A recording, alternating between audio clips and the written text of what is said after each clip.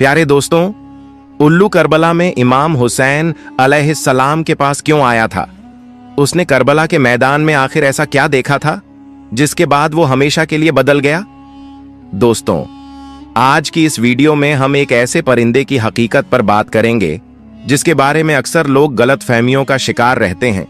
लोग उल्लू को मनहूस कहते हैं, उसे बुरे शकुन की निशानी मानते हैं और कहते हैं कि यह परिंदा मुसीबतें लाता है। लेकिन सवाल यह है, इसकी असली हकीकत क्या है? क्या वाकई में उल्लू मनहूस होता है? और सबसे अहम बात, वो करबला में इमाम हुसैन अलैहिस्सलाम के पास क्यों आया था? उसने ऐसा क्या देखा था जो उसकी जिंदगी हमेशा के लिए बदल गई? और उसने ऐसा क्या कहा था जो आज भी रूह को झकझोर देता है? इन तमाम हकीकतों को जानने के लिए वीडियो को आखिर तक जरूर देखिएगा।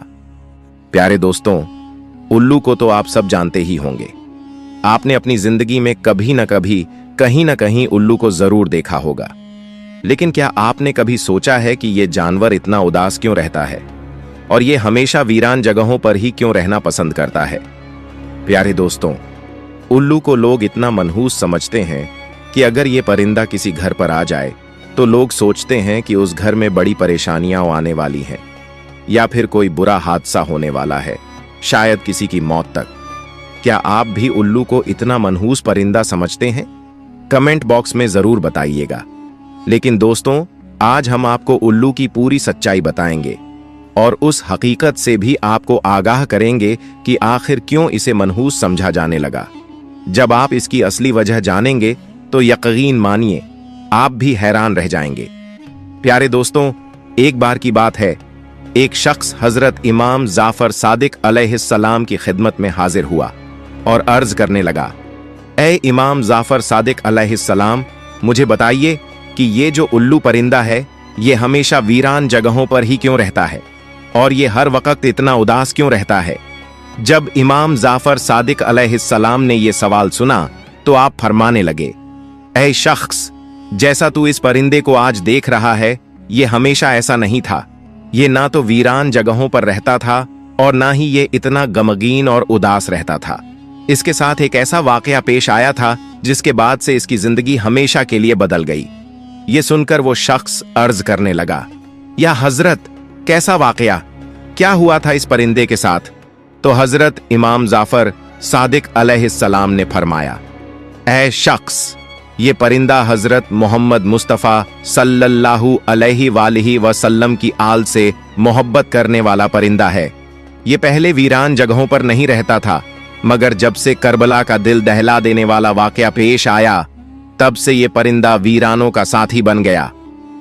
जब इस परिंदे को मालूम हुआ कि इमाम हुसैन अलैहिस्सलाम अपने काफिले के साथ करबला के मैदान में ठहरे हुए हैं, तो ये परिंदा 9 मुहर्रम की रात करबला के मैदान में पहुंचा और जाकर इमाम हुसैन अलैहिस्सलाम से अर्ज करने लगा, या हुसैन, मेरे लिए क्या हुक्म है? इस पर इमाम हुसैन अलैहिस्सलाम ने फरमाया, ऐ परिंदे, तू यहां से चला जा, क्योंकि कल जो कुछ यहां होने वाला है वो तू देख नहीं पाएगा, तू उसे बर्दाश्त नहीं कर सकेगा। ये सुनकर उल्लू बहुत परेशान हो गया और अर्ज करने लगा, या इमाम हुसैन अलैहिस्सलाम, मैं नहीं जाऊंगा। जब वो परिंदा जिद पर अड़ गया तो इमाम हुसैन अलैहिस्सलाम ने उसे वहां रुकने की इजाजत दे दी। उसके बाद उस परिंदे ने करबला का पूरा मंजर अपनी आंखों से देखा। उसने देखा कि यजीद ने इमाम हुसैन अलैहिस्सलाम और उनके साथियों के साथ किस तरह का बुरा सलूक किया। उसने अपनी आंखों से देखा इमाम हुसैन अलैहिस्सलाम का सर मुबारक कलम किया गया। उसने अपनी आंखों से देखा इमाम हुसैन अलैहिस्सलाम के पाक जिस्म को पैरों तले रौंदा गया। इन सारे जुल्मों को देखकर उस परिंदे के दिल में इंसानों के लिए नफरत बैठ गई और इंसानों पर से उसका भरोसा उठ गया। तब से वो परिंदा यानी उल्लू इंसानों से दूर हो गया। ऐसी जगहों पर रहने लगा जहां इंसान की परछाई तक न पहुंच सके। जब इमाम हुसैन अलैहिस्सलाम को शहीद कर दिया गया तो उल्लू ने कसम खा ली कि अब वो कभी आबादियों में नहीं रहेगा। वो अब सिर्फ वीरान और सुनसान जगहों पर ही रहेगा। अब उल्लू रात भर गम में डूबा रहता है, यहां तक कि सुबह हो जाती है। प्यारे दोस्तों, उल्लू हजरत मोहम्मद मुस्तफ़ा सल्लल्लाहु अलैहि वसल्लम की आल से मोहब्बत करने वाला परिंदा है। मगर अफसोस, आज भी बहुत से लोग उल्लू को मनहूस समझते हैं।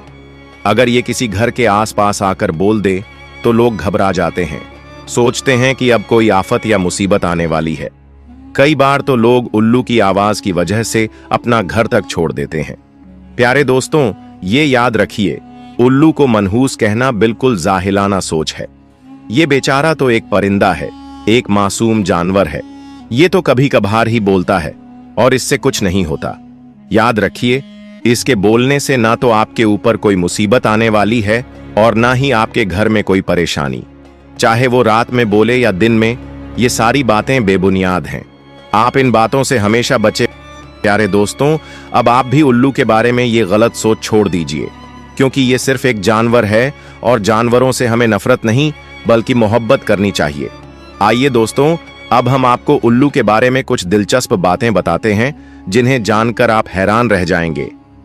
प्यारे दोस्तों, आपको ये जानकर हैरानी होगी कि दुनिया में लगभग 205 प्रकार के उल्लू पाए जाते हैं, मगर इनकी पूरी कौम को खास कबीलों में बांटा गया है। एक कहलाता है ब्रांड उल्लू और दूसरा आम उल्लू।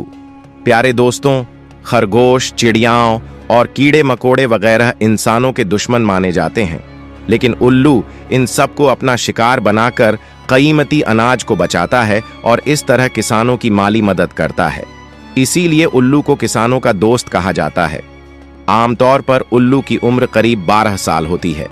प्यारे दोस्तों, आपको ये भी बताते चलें कि आमतौर पर उल्लू अपना घोंसला पेड़ों की गोद में बनाता है, जो जमीन से करीब 20 मीटर की ऊंचाई पर होता है। इसके अलावा वो खंडहरों या वीरान इमारतों में भी अपना बसेरा बना लेता है। अब जरा गौर कीजिए, उल्लू से जुड़ी एक और गलत बात यह भी कही जाती है कि क्या उल्लू की तरह दीदे फाड़ रहे हो, जबकि हकीकत यह है कि उल्लू बेचारा चारों तरफ देखने से मजबूर होता है। वो सिर्फ सामने देख सकता है, मगर उसकी खासियत यह है कि वो 270 डिग्री तक अपनी गर्दन घुमा सकता है और एक ही जगह पर बैठे बैठे चारों तरफ देख सकता है। उसके शरीर के पंख दूसरे परिंदों की तुलना में बहुत ही हल्के और मुलायम होते हैं, इसीलिए जब वो उड़ता है तो उसके परों की कोई आवाज नहीं होती और इसी खामोशी में वो अपने शिकार पर झपट पड़ता है। प्यारे दोस्तों, याद रखिए, दुनिया के अलग अलग देशों में उल्लू को लेकर अलग अलग दिलचस्प मान्यताएं पाई जाती हैं। जैसे कि ब्रिटेन में अगर उल्लू बोले या उसकी रोने जैसी आवाज सुनाई दे तो उसे मनहूस माना जाता है। प्यारे दोस्तों, दक्षिण अफ्रीका में उल्लू की आवाज को मौत की निशानी माना जाता है। कनाडा में अगर 3 रात लगातार उल्लू बोले तो उसे इस बात का इशारा समझा जाता है कि घर में किसी की मौत की खबर आने वाली है। अमेरिका के दक्षिणी और पश्चिमी हिस्सों में भी उल्लू को मनहूस समझा जाता है। तुर्की में भी उल्लू की आवाज को अशुभ माना जाता है, मगर सफेद उल्लू को शुभ और सही माना जाता है। भारत में अगर उल्लू किसी घर की छत पर बैठकर बोले तो उसे भी अशुभ शकुन माना जाता है। लेकिन दिवाली के अवसर पर कुछ लोग घर में समृद्धि और लक्ष्मी लाने के लिए मंत्रोच्चार करते हैं और सिद्धि प्राप्ति के लिए उल्लू की बलि तक चढ़ाते हैं, जो कि एक बेहद अफसोसनाक और गलत रिवायत है। प्यारे दोस्तों, इस वीडियो को जरूर अपने दोस्तों और परिवार वालों के साथ शेयर करें ताकि लोग भी उल्लू को लेकर अपनी राय बदल सकें और एक मासूम परिंदे को मनहूस कहने की गलत सोच से बाहर निकल सकें। प्यारे दोस्तों, आपको ये बात वाजह करते चलें कि ये वाकया कुरान या हदीस में दर्ज नहीं है, बल्कि एक अवामी रिवायत है जो इमाम हुसैन अलैहिस्सलाम से मोहब्बत और अकीदत के इजहार के तौर पर सुनाई जाती है। हमारा मकसद इसे तारीख नहीं बल्कि मोहब्बत ए हुसैन के जज्बे के तौर पर पेश करना है। शुक्रिया।